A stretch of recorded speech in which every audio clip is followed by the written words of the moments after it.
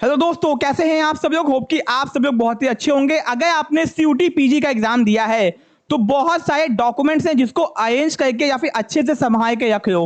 अगर नहीं है तो भैया उसको बनवा के रख लो, वरना आपको एडमिशन के टाइम पे बहुत दिक्कत हो सकती है। दोस्तों, बहुत सारे बच्चे इस बात को हल्के में लेते हैं और एडमिशन के टाइम पे बहुत ज्यादा परेशान होते हैं क्योंकि उनको सही गाइडेंस नहीं मिल पाती है। ठीक है, तो अगर आपके पास में ये जो डॉक्यूमेंट मैं आपको बताने जा रहा हूँ वो नहीं है तो भैया उसको अरेंज करो, उसको अभी से एक फाइल बना के उसमें रख लो।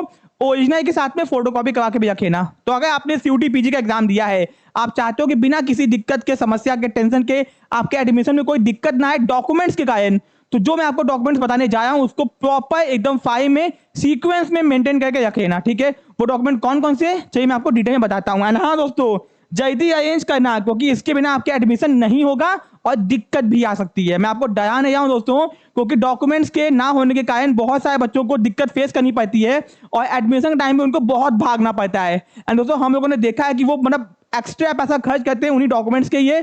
कुछ बच्चे बिहार से आते हैं, झारखंड से आते हैं एंड उनको बहुत दिक्कत का सामना फेस करना पड़ता है। तो अभी से अपने डॉक्यूमेंट्स के पीछे लग जाओ और डॉक्यूमेंट्स को रेडी करो क्योंकि आपके पीजी के एग्जाम तो हो चुके हैं। ठीक है, आपका काउंसलिंग प्रोसीजर कभी भी स्टार्ट हो सकता है दोस्तों, इसी में आपको ये बात बता रहा हूँ। ठीक है, अब दोस्तों यहाँ ध्यान दो, ये आपका डॉक्यूमेंट सबसे पहले आपका एडमिट कार्ड, भैया जिसको लेके आप एग्जाम देने गए होगे, आपका एडमिट कार्ड अगर खो गया है तो पीडीएफ रखे होगे ना, कम से कम उसको अगर खो गया है। अब ये वीडियो देख के बहुत सारे बच्चे टेंशन में आ जाएंगे, सर मेरा एडमिट कार्ड तो हम समोसा खा गए उसके ऊपर। अरे कोई बात नहीं भाई, अगर एडमिट कार्ड आपका पीडीएफ के फॉर्म में भी है तो भी आप उसको निकाल के रख लेना। ठीक है, फिर दोस्तों आपकी फोटो साइन, फोटो भैया आपके पास में अगर कोई और है तो भी चाहिए, बट हाँ रिसेंट फोटो आपके पास में होनी चाहिए। फिर दोस्तों एनटीए का स्कोर कार्ड, जब आपका एनटीए का रिजल्ट आ जाएगा, ठीक है, तो आपको एनटीए का रिजल्ट की फोटो कॉपी यानी कि प्रिंट आउट निकाल के रखे ना, कम से कम सबकी दो दो कॉपी। ठीक है, फिर दोस्तों ये एक ऐसा सर्टिफिकेट है जिसके बिना आपका एडमिशन कैंसिल हो सकता है या फिर आपको जनरल कैटेगरी में डाल देंगे। अगर आप लोग किसी भी कैटेगरी से बिलोंग करते हो, चाहे वो ईडब्ल्यूएस हो, चाहे वो ओबीसी का एनसीआई लिस्ट हो, चाहे वो एससी एसटी हो, चाहे फिजिकल हैंडीकैप का सर्टिफिकेट हो, चाहे स्पोर्ट्स कोटा का सर्टिफिकेट हो, आपके पास में आपकी कैटेगरी का सर्टिफिकेट तो भैया होना ही चाहिए। और दोस्तों वो रिसेंट का होना चाहिए। अगर ईडब्ल्यू सर्टिफिकेट है तो वो 1 साल के अंदर का होना चाहिए, ओबीसी का है तो 6 महीने के अंदर का होना चाहिए, और एससी एसटी के टाइम की कोई लिमिट नहीं है, उनका तो भैया चलता है। ठीक है, एंड दोस्तों पीडब्ल्यूडी का है तो उनका भी सर्टिफिकेट होना चाहिए। ठीक है, वरना आपके एडमिशन में आएगी बहुत दिक्कत। एंड दोस्तों अगर आप लोग किसी यूनिवर्सिटी से बिलोंग करते हो, जैसे बीएचयू के एम्प्लॉय के बच्चे हो आप लोग, तो भैया आपको बीएचयू के अपने पापा की एम्प्लॉय जो आईडी होती है उसकी फोटोकॉपी करवा के अभी से रखे ना।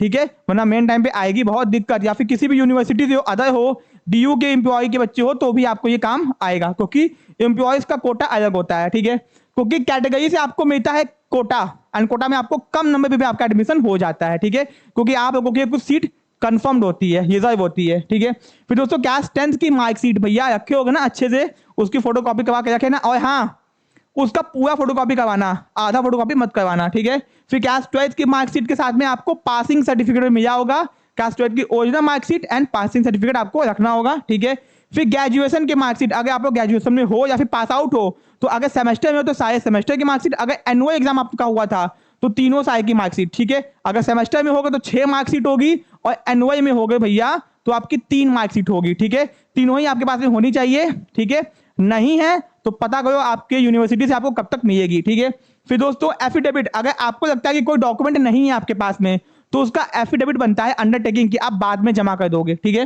फिर आईडी प्रूफ विथ फोटो, आपकी आईडी प्रूफ होनी चाहिए विथ फोटो एंड उसमें इंफॉर्मेशन सही होनी चाहिए।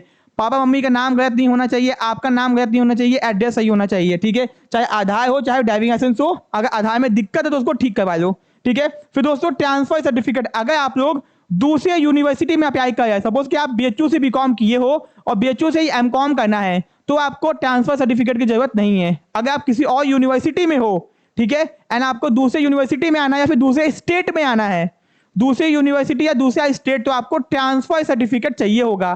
ठीक है, उसके बिना आपका एडमिशन नहीं हो पाएगा।